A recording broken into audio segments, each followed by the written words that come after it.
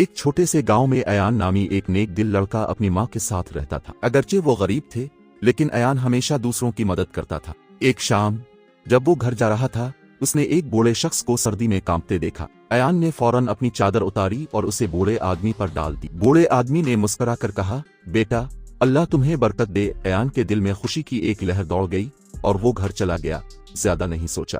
اگلی صبح جب ایان کی ماں نے دروازہ کھولا تو وہاں کھانے، کپڑوں اور سونے کے سکوں کی ایک چھوٹی سی تھیلی سے بھری ایک ٹوکری رکھی تھی۔ حیران ہو کر اس نے ایان کو بلایا، بیٹا دیکھو کسی نے ہمیں یہ نعمتیں تحفے میں دی ہیں۔ ایان حیران رہ گیا لیکن نہیں جانتا تھا کہ یہ کس نے رکھا تھا۔